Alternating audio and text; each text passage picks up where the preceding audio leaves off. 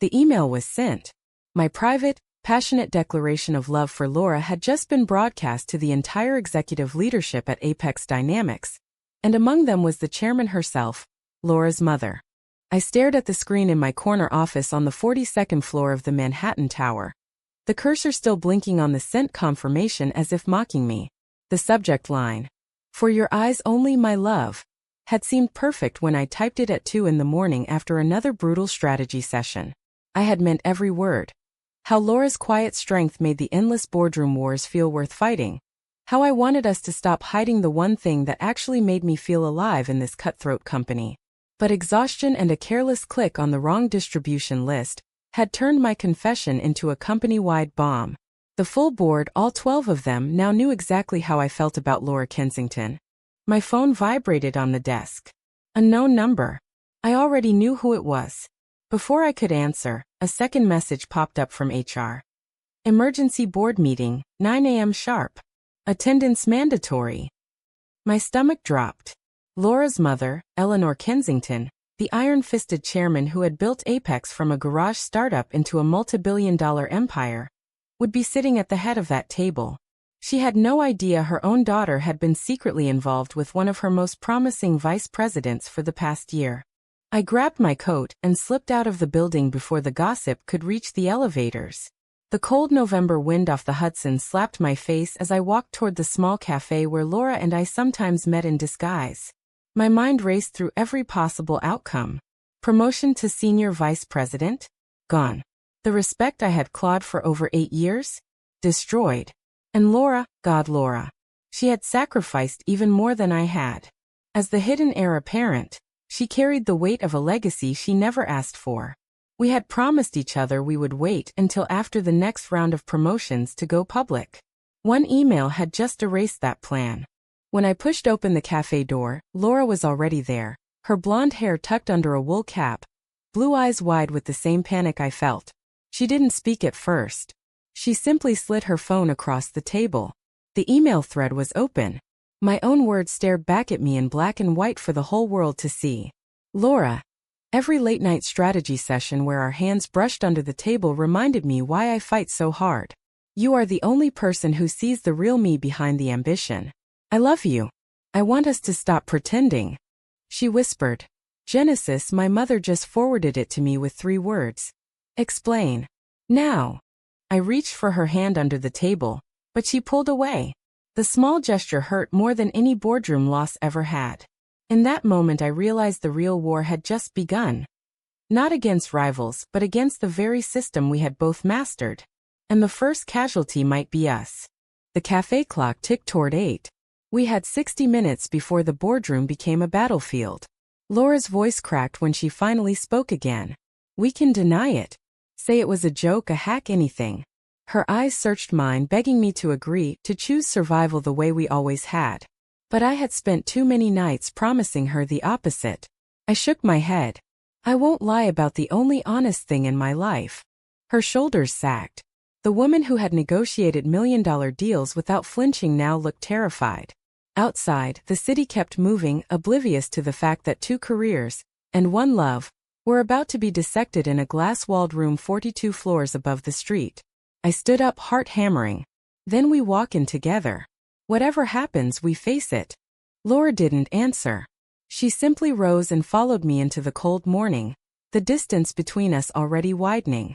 The first board email alert hit my phone as we reached the lobby. Subject: immediate investigation into inappropriate conduct. Cause and effect crystal clear. 1 click. 1 mistake. Everything we had built was now on trial. And the judge was Laura's own mother. The boardroom smelled of expensive leather and fresh coffee no one would drink. 12 faces turned toward us the moment we stepped through the double doors. Eleanor Kensington sat at the head, silver hair pulled into a severe chignon, her expression carved from granite. She didn't raise her voice. She didn't need to. Miss Hale. Miss Kensington. Sit. I took the chair directly across from her. Laura sat 2 seats away, the empty space between us louder than any accusation. Eleanor slid printed copies of my email down the long table. The room was silent except for the soft rustle of paper. I forced myself to keep my hands still while colleagues I had outmaneuvered for years scanned my most private thoughts. Explain, Eleanor said again, the same 3 words she had sent Laura. I met her gaze. It's exactly what it says. I love your daughter. We've been together for 14 months. A ripple moved through the room. Someone coughed. Laura's jaw tightened, but she didn't speak. Eleanor leaned forward, eyes narrowing. And you chose to announce it to the entire leadership team, rather than discuss it privately? It was an accident. The distribution list. Accidents, Eleanor cut in, are for people who cannot control their ambition. You are both up for the same senior vice president role. One of you will get it. The other will not. That decision was already difficult. Now it is impossible. She turned to Laura. You have always known the rules of this family. Legacy first. Personal choices second. Laura's voice was steady, but I heard the tremor beneath it. Mother, Genesis and I kept this private because we knew the optics. We never let it affect our work. Optics. Eleanor's laugh was short and sharp. The optics are now global. Every investor, every partner, every journalist who subscribes to our internal leaks will read about the chairman's daughter involved with her direct competitor. Stock price opens in 90 minutes. Explain to me how this helps the company. The room waited. I could feel the power shifting, allies choosing sides without saying a word. Marcus Reed, head of legal, already had his tablet out drafting something. Sarah Klein from finance watched me with something close to pity. I spoke before Laura could. I take full responsibility. Fire me if you must. But do not punish Laura for my mistake. Eleanor studied me the way she studied quarterly reports, cold, calculating. Generous. But unnecessary. We do not fire talent lightly. We reassign it. She slid 2 new contracts across the table. Effective immediately. Genesis Hale moves to the London office as regional director. Laura Kensington stays here as acting senior vice president. The board will vote on the permanent position in 30 days. After the media storm dies. Laura's head snapped up. London? That's exile. That, Eleanor said, is survival. Take it or leave the company. The cause was clear, my email. The effect? Separation across an ocean. I looked at Laura. Her eyes pleaded with me to accept, to let her keep the life she had been groomed for. In that moment I understood the choice she was making, not between me and her mother, but between love and the empire she had been born to inherit. I signed the contract without reading it. The pen felt heavier than any deal I had closed. When I stood, the room remained silent. Laura did not follow me to the elevator. Outside, the November rain had started. I leaned against the marble wall and let the cold soak through my coat. One decision made in panic had just cost me the woman I loved and the career I had bled for. And the worst part? I knew Laura would choose the company. She had to. The Kensington name demanded it. My phone buzzed. A text from an unknown number. We need to talk. Alone. Eleanor. The chairman wanted a private audience. Whatever came next would be worse than London.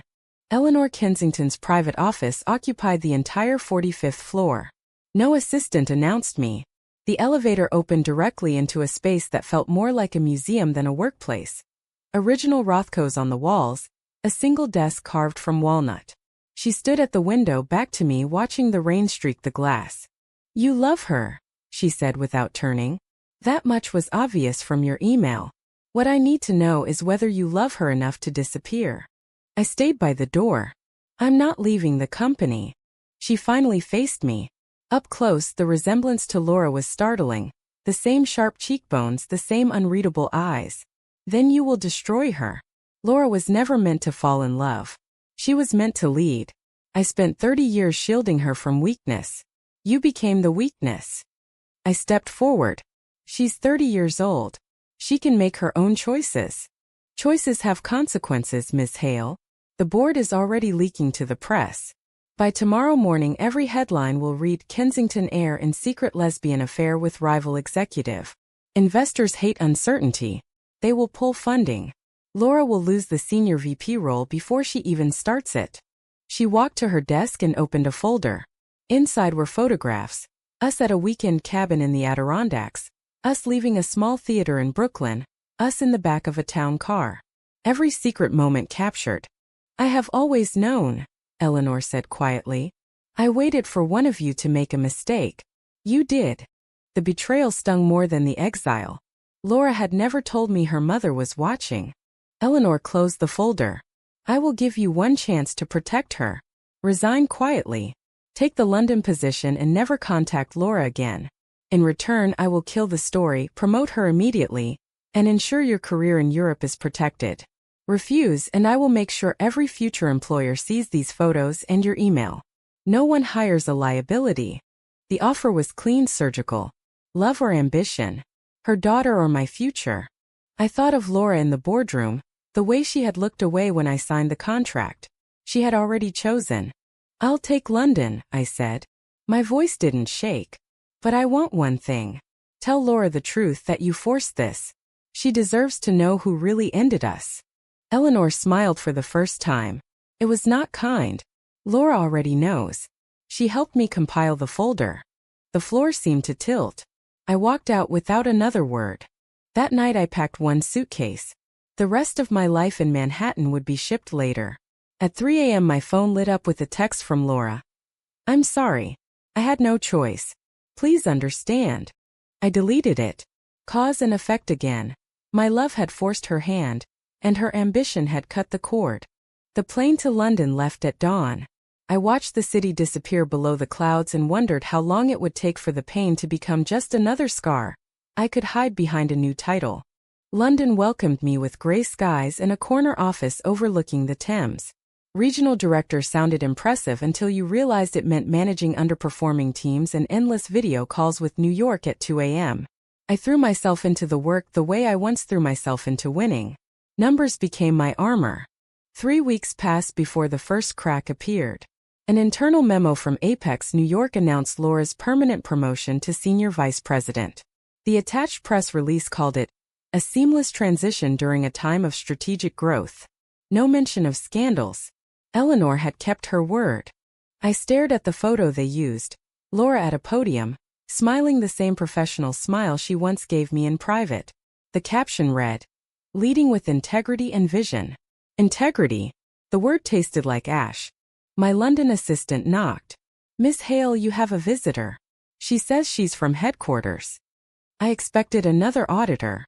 Instead, Laura stepped through the door, coat damp from the rain, eyes red. She closed it behind her before I could speak. "You came all this way to say what?" My voice was colder than I intended. "That you're sorry again?" She set a thick envelope on my desk. "Read it." Inside were copies of emails between Laura and her mother dated before my mistake. Laura had begged Eleanor to reconsider the London transfer. Eleanor had replied with one line. "Protect the name or lose it." Laura's handwriting on the last page was shaky. I fought her. I lost. But I never helped compile that folder. "She lied to you." I looked up. The woman standing in front of me was thinner. The light in her eyes dimmed. Ambition had cost her too. "Why now?" I asked. "Because the board just voted on the next chairman. Mother is stepping down in 6 months. She named me successor, on the condition that I never contact you again." Laura's laugh was bitter. "She thinks she won. But I can't live with the lie anymore." We stood 3 feet apart, the desk between us like a border. The old pull was still there, magnetic and dangerous. "I resigned this morning," she said. "Effective immediately. I'm done letting her script my life." The words should have felt like victory. Instead they felt like another loss. She had given up everything, title, inheritance, the future she was born for, because of me. I walked around the desk. "You'll be blacklisted. No one crosses Eleanor Kensington and survives in this industry." "I know." She reached for my hand. This time I didn't pull away. "But I'd rather build something new with you than inherit something built on silence."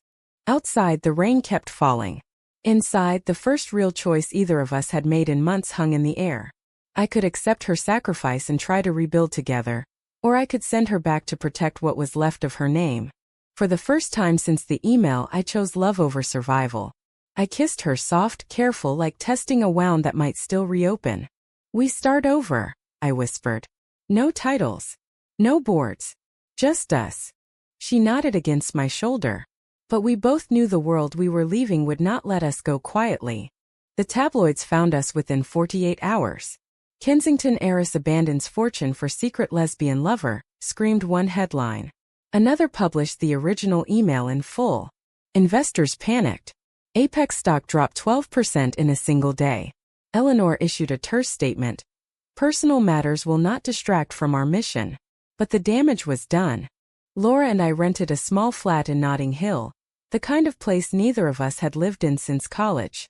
We cooked dinners, walked in the park, tried to remember what normal felt like. At night the old fears returned. Laura would wake from dreams of boardrooms and board votes. I would check my phone for job offers that never came.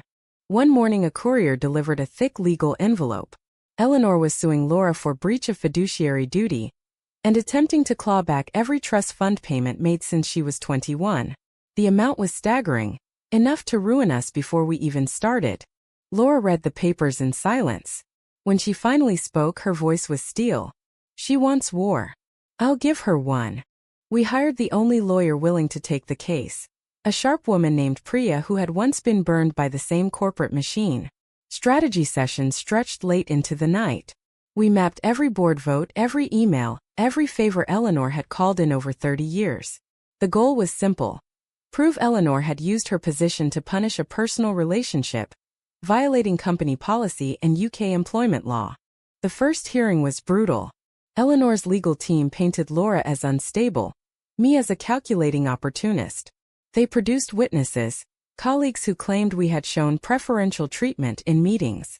None of it was true, but the narrative stuck. Laura took the stand on day 3. I watched from the gallery as she described, calmly and without tears, how her mother had monitored her every move since childhood. How love had been treated as a liability. How she had finally chosen herself.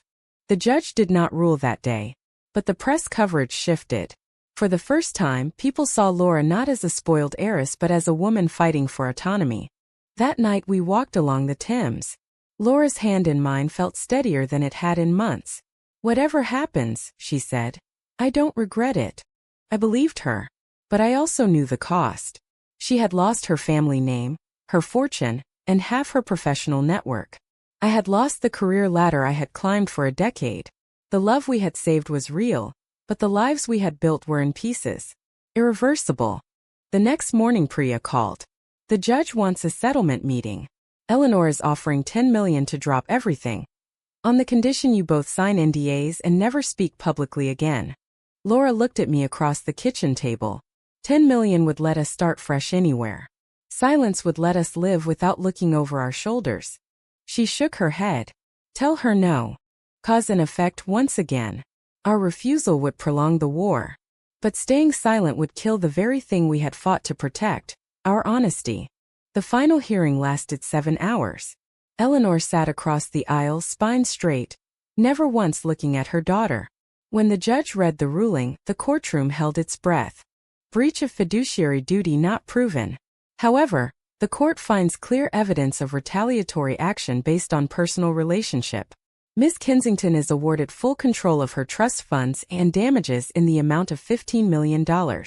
Apex Dynamics is ordered to issue a public apology and implement new policies regarding personal relationships in the workplace. The gavel fell. Reporters surged forward. Laura stood motionless for a long second, then turned to me. The smile she gave me was small, exhausted, and completely free. We walked out into the London afternoon as free women. No titles. No empire waiting to claim us.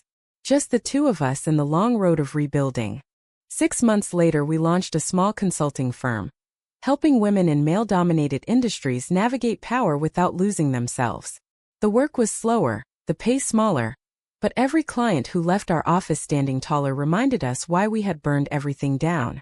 Eleanor never spoke to Laura again. The Kensington name passed to a distant cousin. Sometimes late at night Laura would stare at old photos of the Manhattan skyline, and I would hold her without asking questions. The loss was permanent. The love somehow had survived.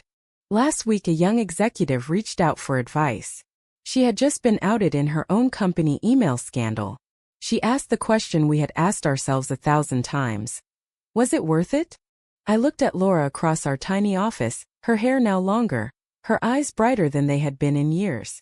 True or false? In the cutthroat world of corporate America, can two women in love ever choose each other without destroying everything they worked for?